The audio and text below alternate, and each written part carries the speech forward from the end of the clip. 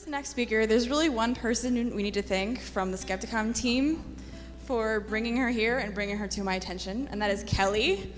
Kelly? Yes. I wouldn't say that he badgered me for years about bringing you here, but he talked to me a lot about her. Yeah, also begged, yes. So we're more than happy. Shelly's wonderful, and I hope you all enjoy her music. Ladies and gentlemen, Shelly Segal.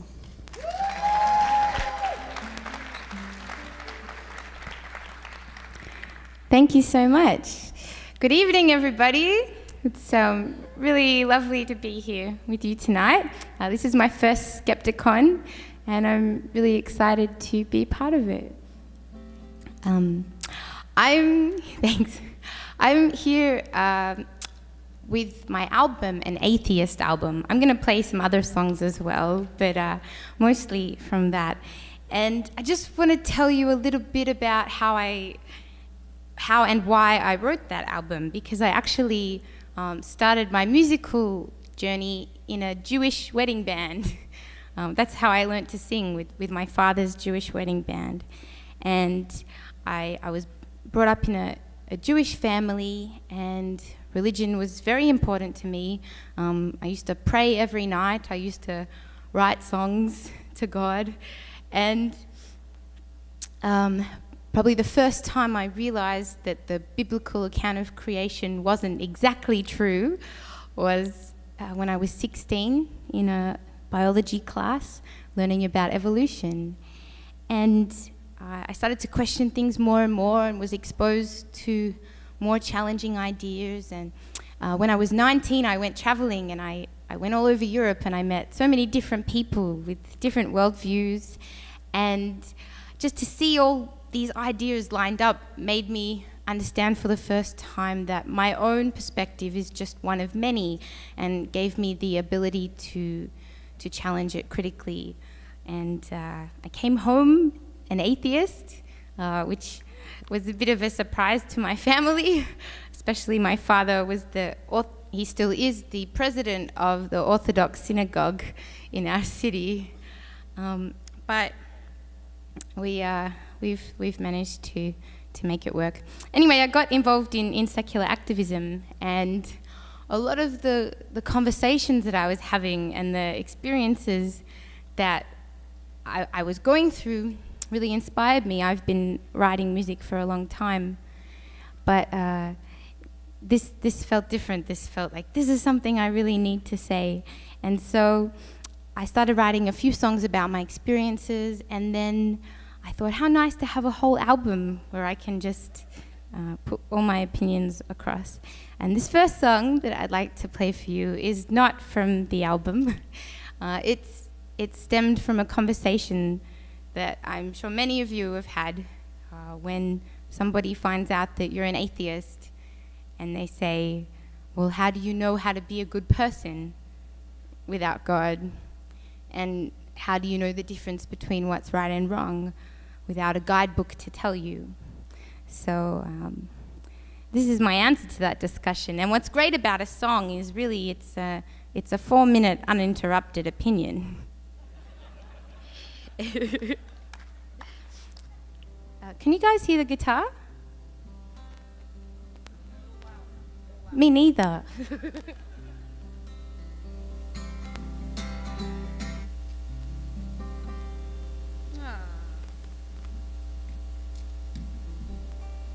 That's a shame.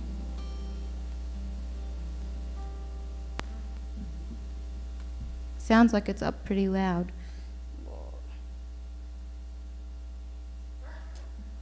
We might just have to mic it up.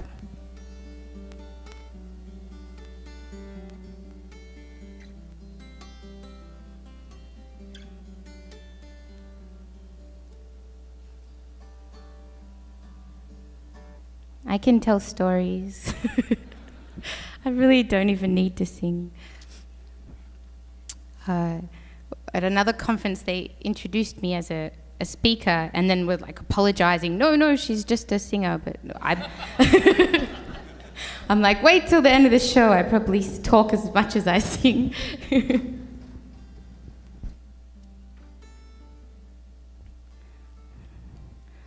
Cool. Well, while we get this going, that was so quick.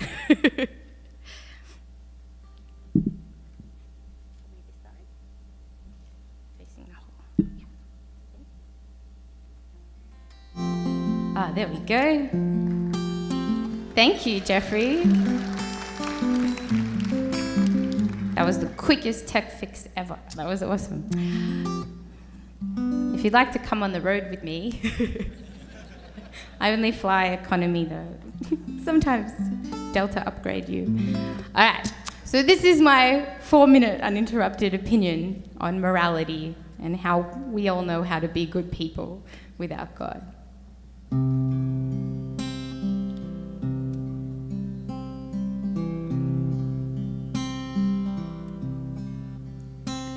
My morality has nothing to do with the Bible or the verses of the Quran.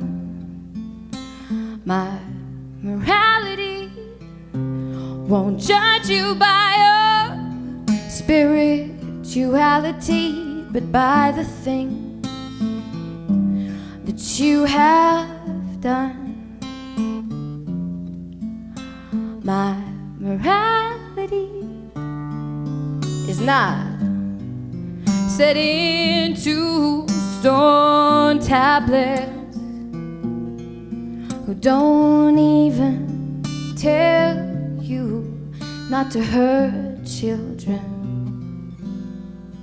My morality is not dictated by a deity. It's developed from empathy, dependence, and love. My morality accepts everybody's sexuality's more concerned with inequality than validations from above. My morality is not set into stone tablets who don't even tell you that it's worthwhile to be good. For being good, don't say that not to think for yourself can be a deadly mistake. My morality is not recitable from memory. It's something inside of me. How I wanna be, treat others how I want them to treat me. Basically, not to hurt anybody, abhors any brutality. It stems from our common humanity, and it's what my mother taught to me, and it's mine because I'm free. Thank you.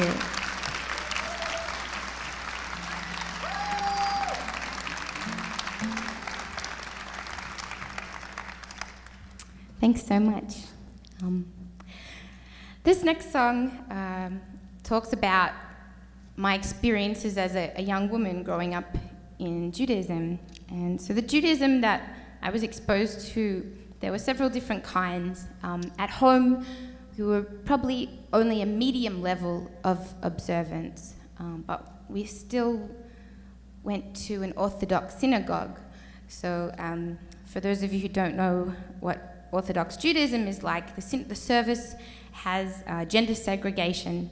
So the women will sit upstairs, or if you can't make it upstairs, you'll sit up the back behind a curtain, and you're not allowed to read from the Old Testament. The whole service is kind of centered around this reading of the Old Testament, and only men are allowed to lead the service or to read from the Torah.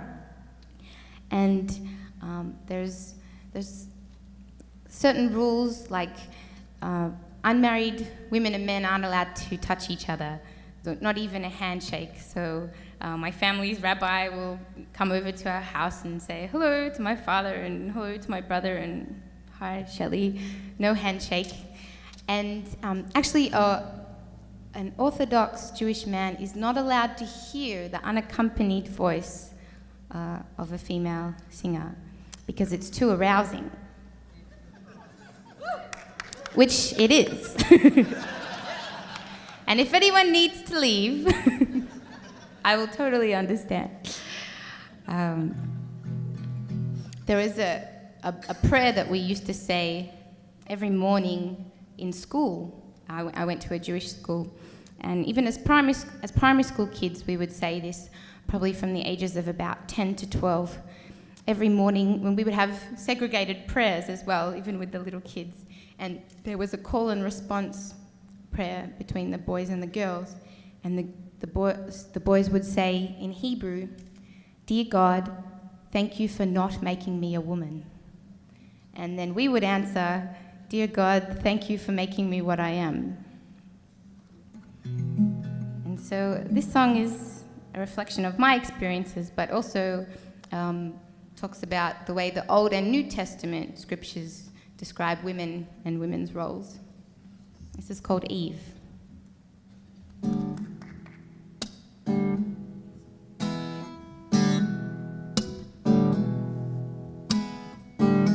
The Bible tells me I was made for and from man, and I must do for him everything that I can. I must surrender to his will. I must submit. I can't make the household decisions, 'cause I am unfit. It tells me my place with everlasting grace.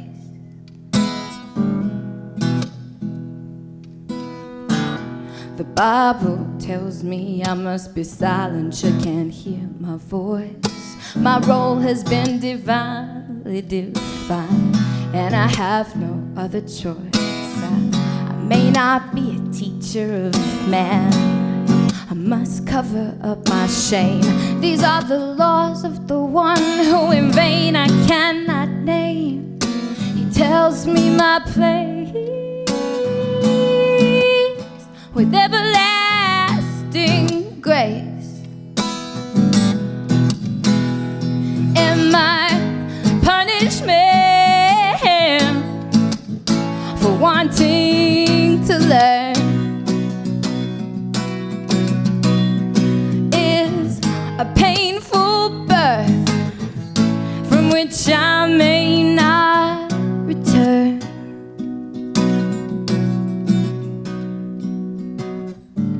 The Bible tells me that I am unclean, I am impure, you cannot touch me, and it has nothing to do with where I've been.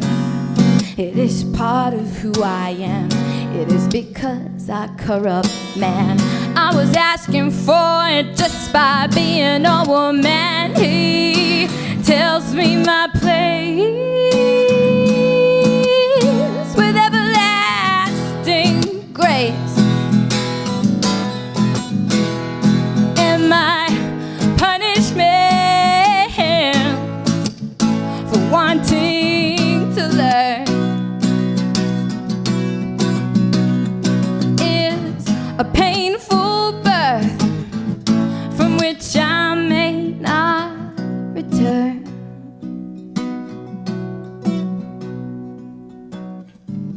The Bible tells me I was made for and from man, and I must do for him everything that I can. I must surrender to his will. I must submit. I can't make the household decisions, 'cause I am unfit. It tells me my place with everlasting grace. Yeah, it tells me my my place with everlasting grace.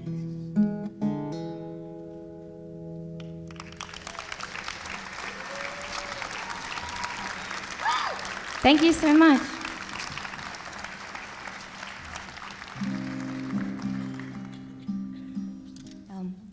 This next song, it's not mine, but it's my favorite song to play by far. There's something so moving and motivating about the lyrics. I feel like it fits in because it's talking about making the most of this one life that we know we have for sure. And this is a Phil Oak song called When I'm Gone.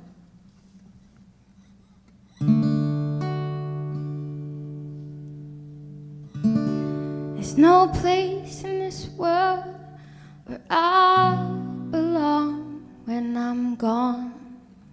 And I won't know the right from the wrong when I'm gone.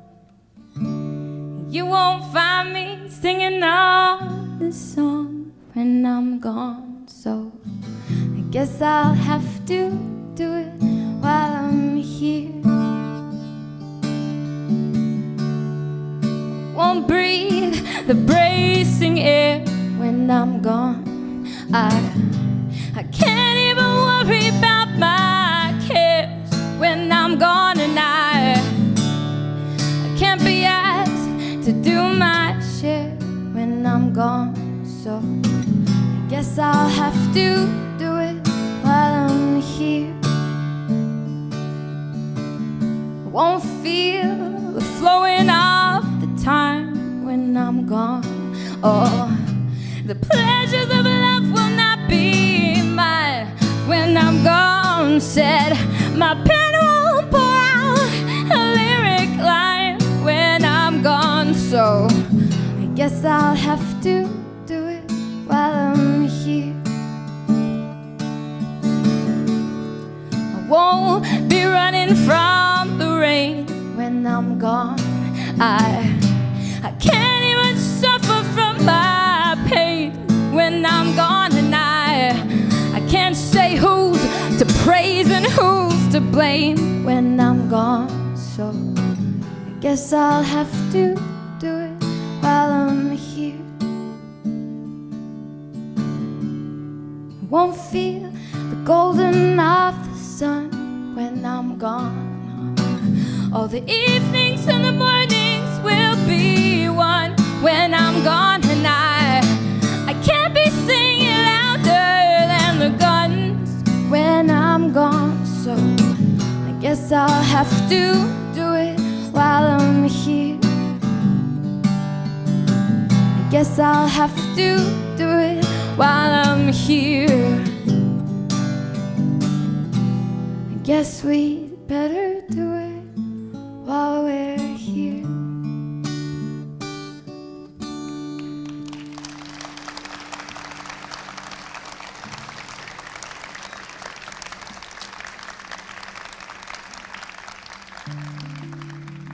Thank you. At the last conference I did, I had Keith Lowell Jensen here, and he was my water fairy. He went in and brought me some water. So I was wondering if anyone would like to be my water fairy for today. Lexi the water fairy. Thank you, sweetie.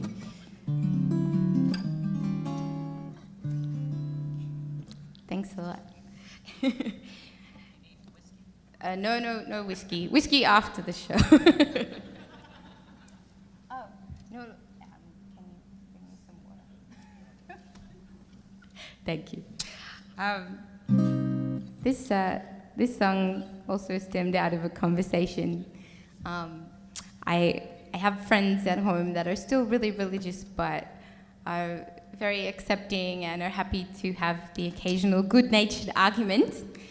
And on one of those occasions, I was arguing with my friend about evolution, and he doesn't believe in evolution, but it's not from a place of misunderstanding. He understands the mechanism. He won an essay writing competition about evolution. So he understands how it works, but he said, I don't want to look at the evidence. He said, I already suspect that my life is meaningless and I don't want it to be confirmed. So I made this song for him, and it's about somebody who's holding on to their beliefs, not for their truth value, but for the way that it makes them feel. This is called House with No Walls.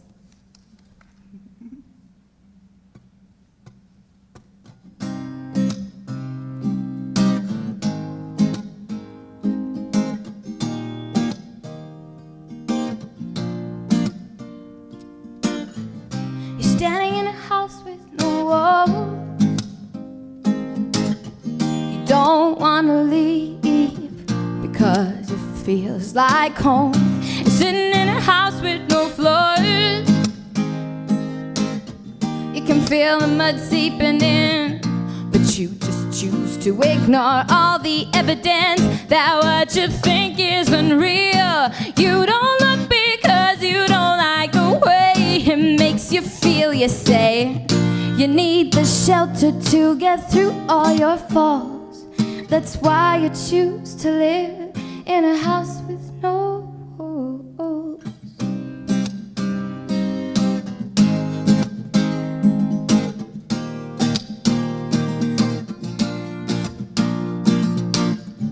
You're wearing the emperor's new clothes.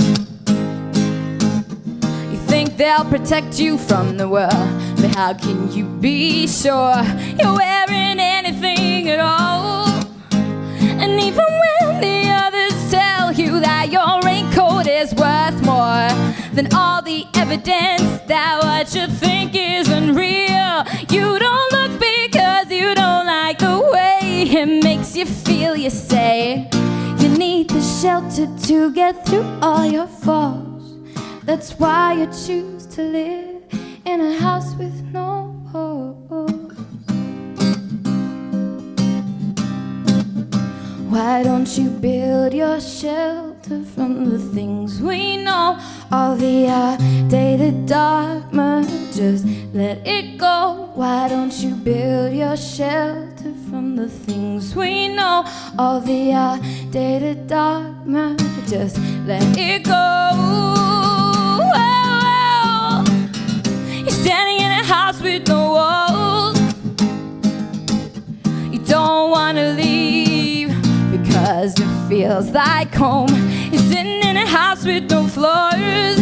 No, no, no, no. You can feel the mud seeping in, but you just choose to ignore all the evidence that what you think is unreal. You don't look because you don't like the way it makes you feel. You say you need the shelter to get through all your falls. That's why you choose to live in a house with no walls.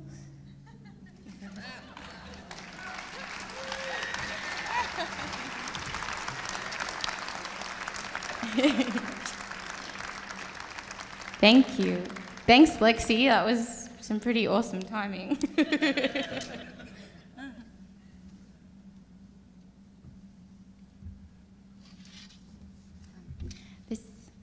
I kind of feel like dancing, but I have to, stay here.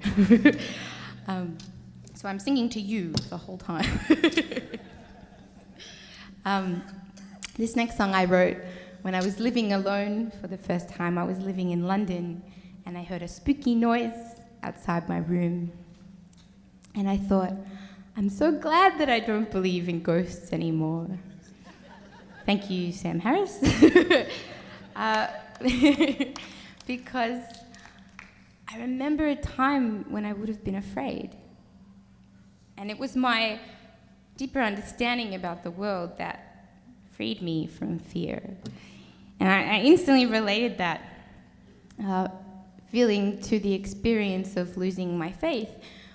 Because at first, when you have this comfort that they're there for your whole life and it's taken away, it's scary. And it feels like maybe you can't recover. But ultimately it became one of the most empowering and significant experiences of my life, because I realized that the responsibility for my life and what happens to me and how I behave and all my decisions are entirely up to me. There's no one else that I can ask for help with those things. I have to learn to rely and depend on myself, and I thought that was actually a very empowering experience. So this is about that feeling and knowing what you have to face on your own. This is called I Don't Believe in Fairies.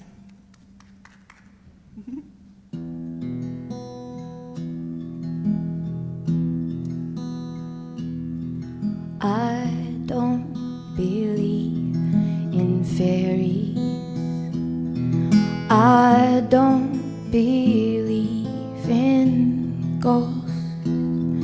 I don't believe in vampires hungry for our throat.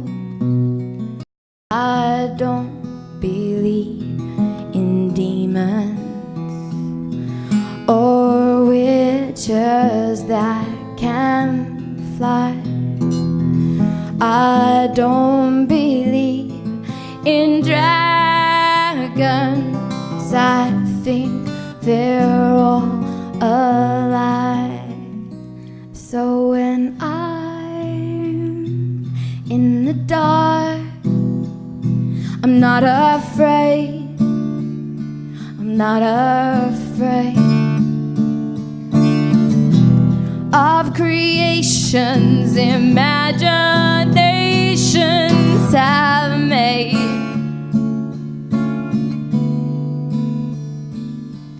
I don't believe in Jesus. I don't believe in Zeus. I don't believe in Allah. I think they have no use. I don't believe in Adam. I don't believe in Eve. I don't believe in talking snakes. I think they're make-believe. So when I'm in the dark, in a dark place, in a dark place, I know it's only me and what I face.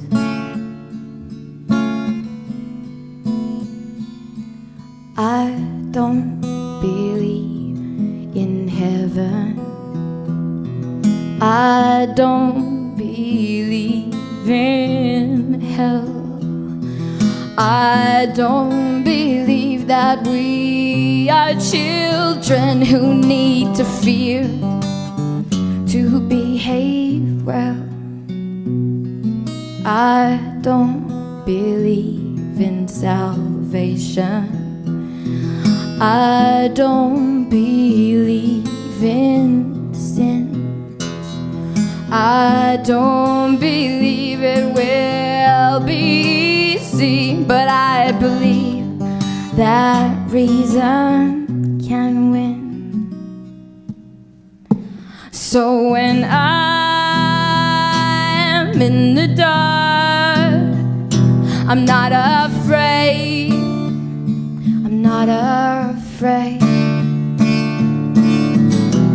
of creations imaginations have made. When I'm in the dark, in a dark place, in a dark place, I know it's only me and what I face.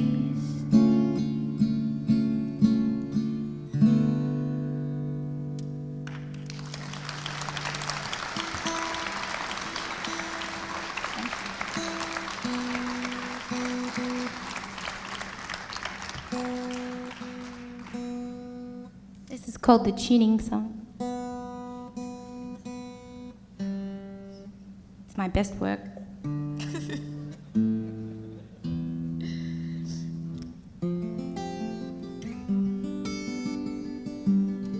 Sweet.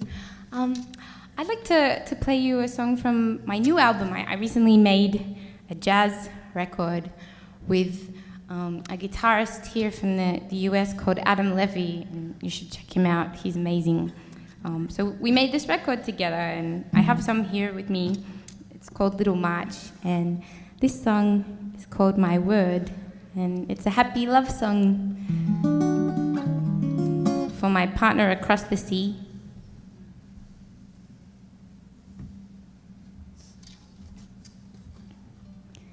My word, my word, my word. I'll give you my word. On it you can build your dreams. I'll give you my word. Sewn back together at the seams. I'll give you my word. Ain't never gonna be no diamond ring, but honey, my word, yeah, it's the strongest thing. I wanna tell you in a beautiful, complicated way, to show ya how it feels. But the words on their own hit straight to the bone. My word,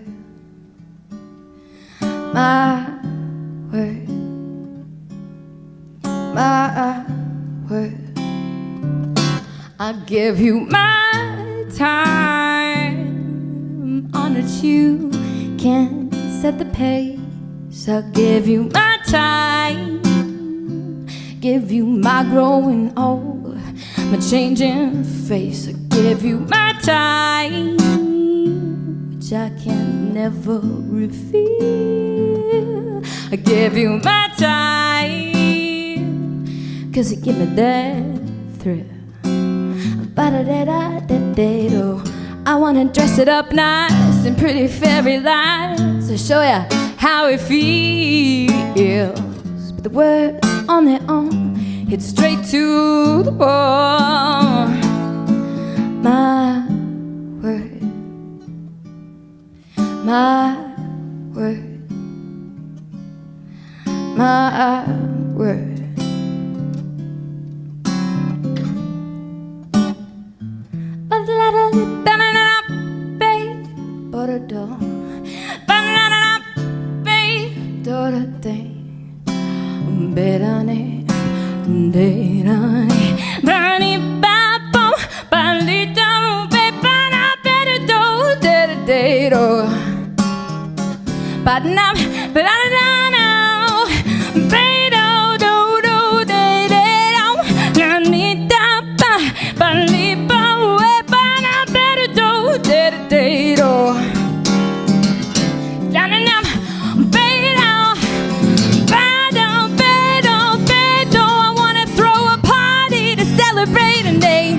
Decorate the garden.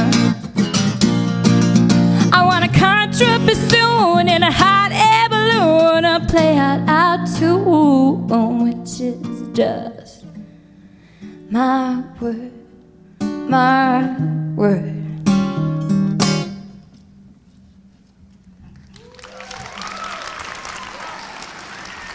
Thank you.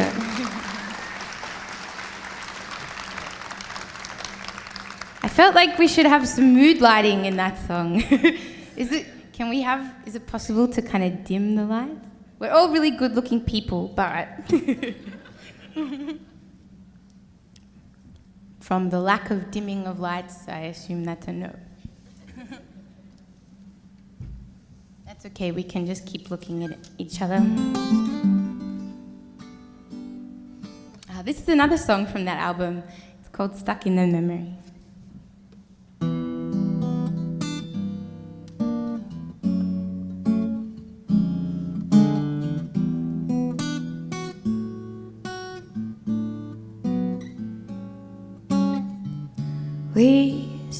goodbyes a season ago. Now the leaves are turning to red and gold. Catch a glimpse of my shadow where they used to be two. Now I'm stuck in the memory of you. I go out for a drive in a bit of fresh air, turn the radio on, and that song is there playing soft and low like it used to do. Now I'm stuck in the memory of you. Cut off all my hair, got a brand new style, bought a new dress to wear, and I put on a smile. I go out dancing with my best girlfriends, but where do I turn when the music ends? We said our goodbyes and the years have rolled on.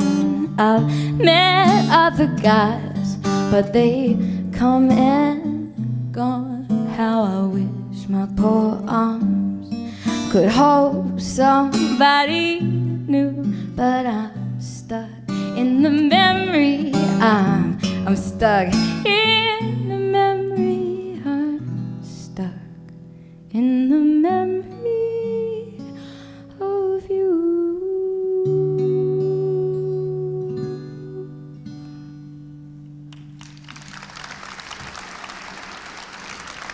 Thank you.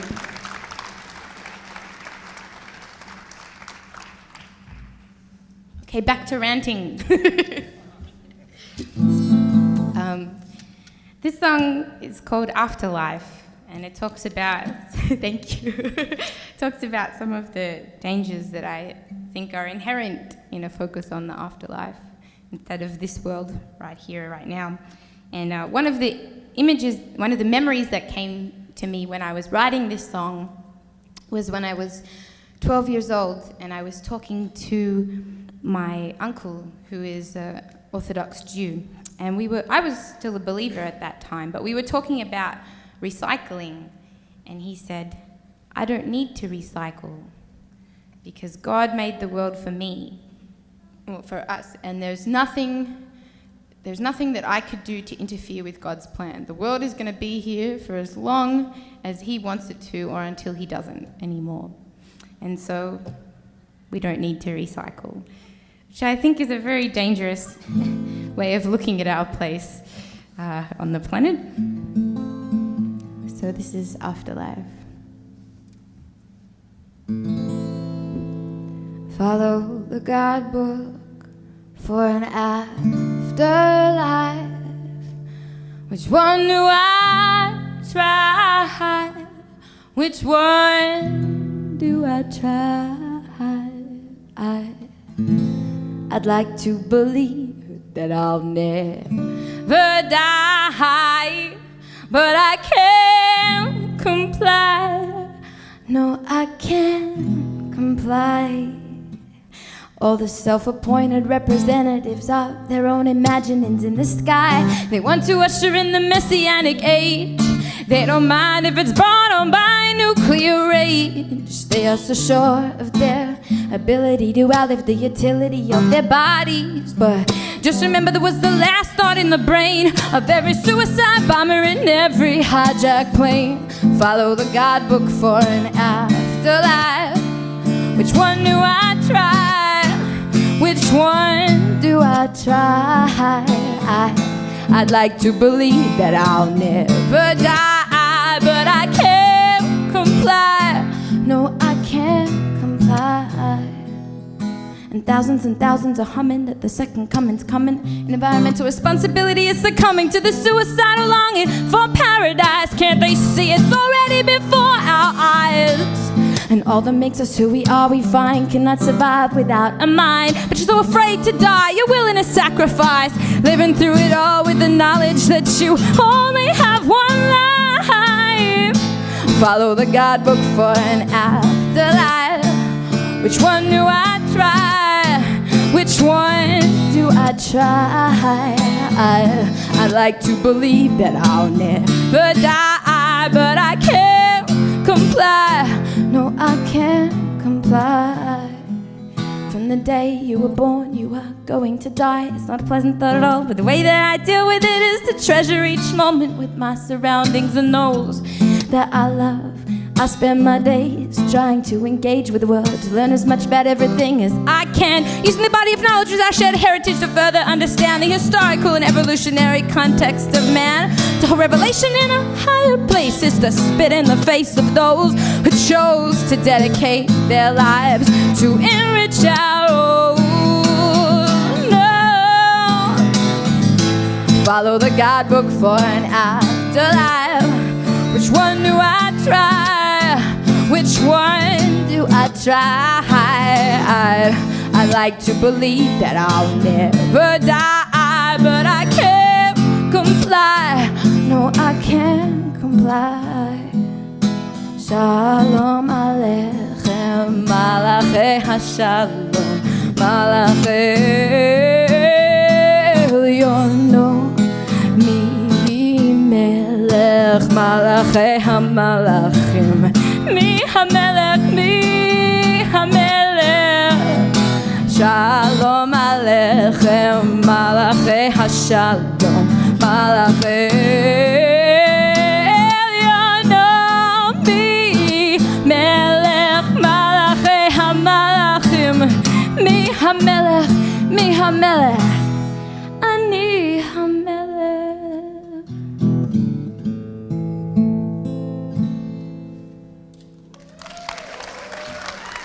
Thank you.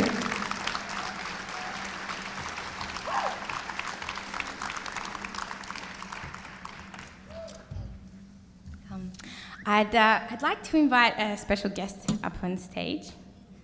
So Keith, would you like to? Basically, we had Skepticon had a fundraising competition to bring me here, and they picked 3 categories of songs that I had to write, and people donated, and whichever category had the most donations, I had to write a song about that. So Keith was the winning donor, so I'm going to serenade him today. And the winning song was about dinosaurs, so I had to write about dinosaurs. And I still need my lyrics, so I'm going to move over here. That's cool. Maybe just grab that one. I can pop that. So I did research for this, and I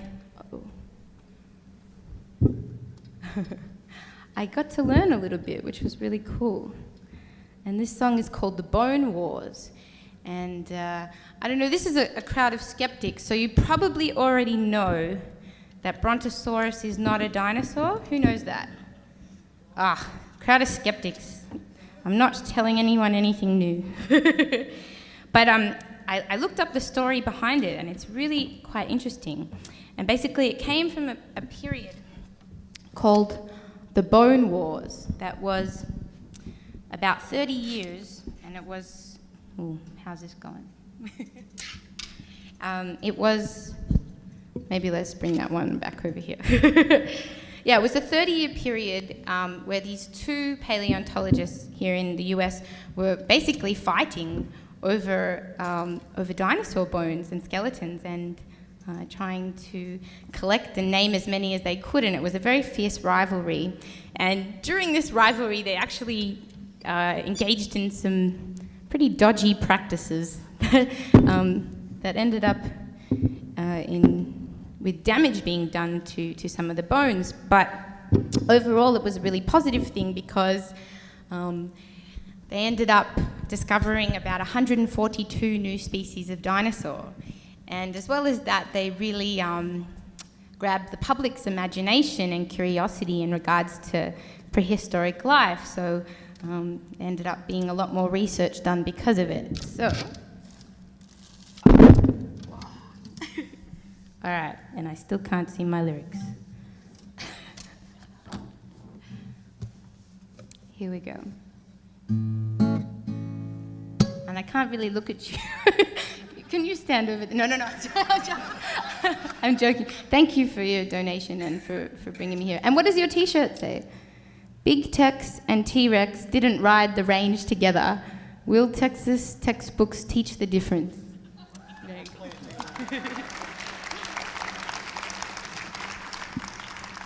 Alright, so this is called The Bone Wars.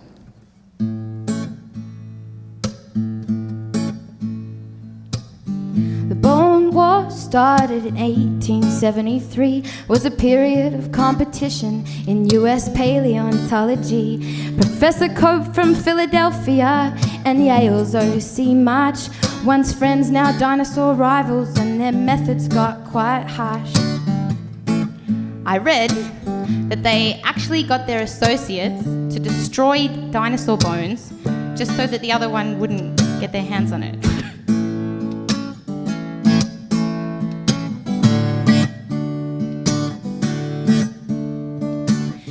In their rush to record the most dinosaurs, they both made mistakes carelessly.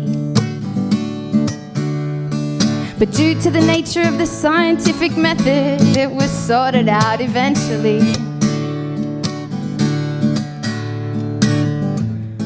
But what this means is now one of the dinosaurs that I've believed in my whole life is not real. Kind of reminds me of the whole God thing. And so now there's no such thing as a brontosaurus. He doesn't exist outside of this chorus. He was never chased by a tyrannosaurus. Yeah, there's no such thing as a brontosaurus.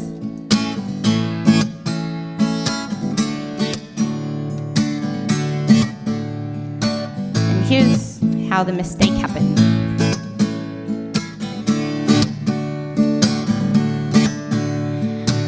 In 77, March discovered a grand skeleton without a head, so he attached a different skull from a different skeleton instead. He called it a Apatosaurus.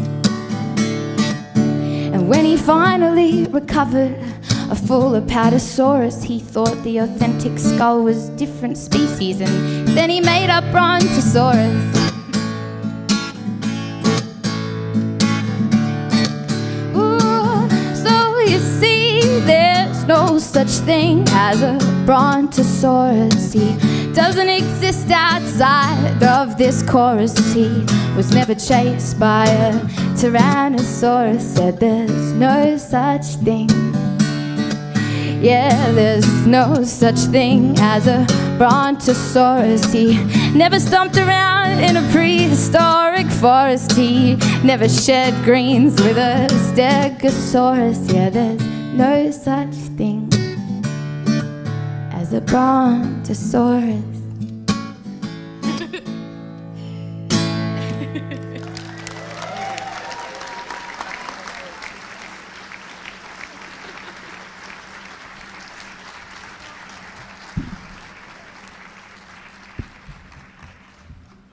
Oh gosh. Thank you so much.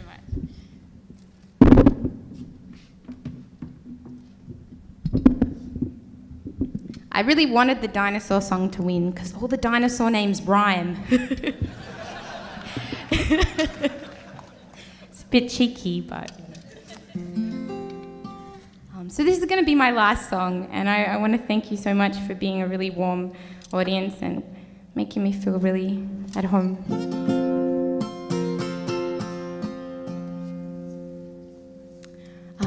And just before I forget, I was talking to my friend Segal. Does everyone know Segal from the Global Secular Humanist Movement? Everyone's a popular guy. Yay, Segal. So I just wanted to give him a quick plug. Segal and Sean Faircloth are working on what I think is a really fantastic plan to get religious bias out of government. It's a real activist hands-on kind of plan, and it goes for it's a 2-year plan that they're starting next year, but they still need help organising now. And if you'd like to be involved, please come see Segal afterwards, and we've got sign-up lists, and yeah, it's just, he'll tell you a bit more about it. It's a really, really great plan. You have to take my word for it. Or don't, go and ask him. What'd you say? God bless you. Oh, thank you. God bless us all. Oh my God. So that's what I say, that when people ask me what's the difference between Australia and America, I say, nobody has ever said, God bless Australia. Politics are a bit different. Anyway, the last song. So, this song was inspired by and dedicated to Christopher Hitchens, who was a really, it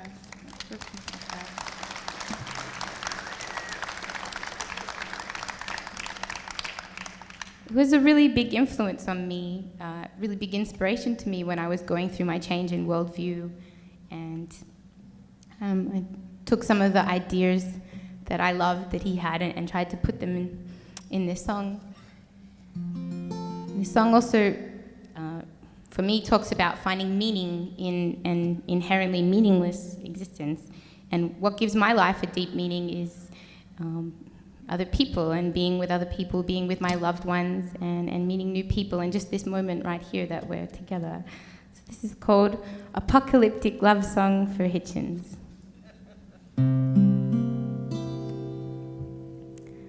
One day the sun is going to die. For us it means no more sunsets to the universe, just one less star in the sky. And almost all who ever lived have already died. Count the stories of love and war and hope and pain now silently side by side. And yes, I understand that my whole life is just a blink of an eye. In the history of the earth is with each moment that goes by. But this moment that I am with you, it feels like time has stood still.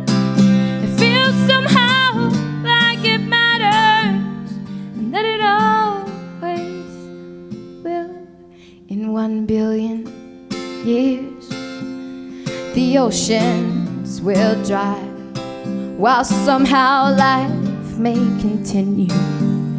It will not be known to you and I to think we are so important is an obvious crime. We know that we are specks on a tiny dot, hurtling through space and time. Yes, I understand that my whole life is just a blink of an eye. In the history of the earth is with each moment that goes by.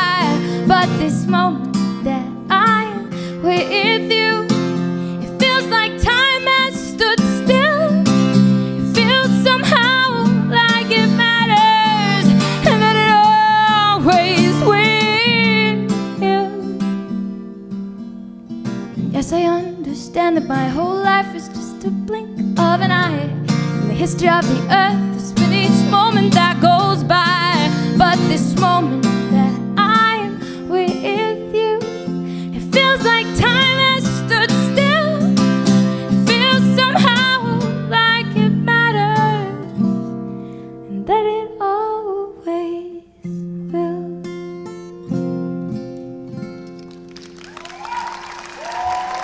Thank you so much.